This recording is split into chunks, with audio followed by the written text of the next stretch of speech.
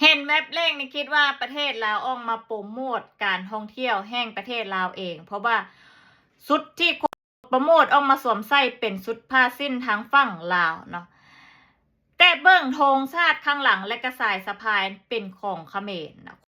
คนที่ใส่ก็เป็นมิดแคมโบเดียเนาะมิดแพนเน็ตแคมโบเดียนะปี2025ออกมาใส่แล้วก็โปรโมทพุ่นนะโปรโมทการท่องเที่ยวแห่งประเทศเขมรนะประเทศเขมรเป็นเมืองที่น่าอยู่ค่ะว่าผู้คนน่าฮักพุ่นนะเด้นะเป็นเมืองที่น่าท่องเที่ยวแต่ก็น่าเสียดายนะที่การโปรโมทเท่านี้หันบ่มีอย่างเลยที่เป็นของตัวเองเขมรนอกจากธงชาติข้างหลังส่วนที่เหลือนั้น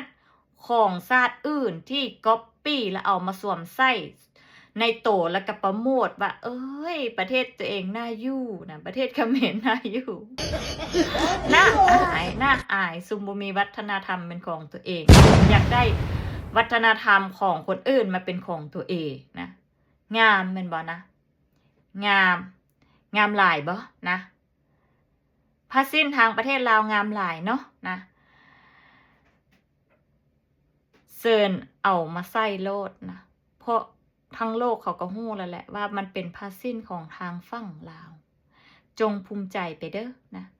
เพราะว่าอย่างน้อยนี่ก็ได้ขายหน้าตัวเองว่า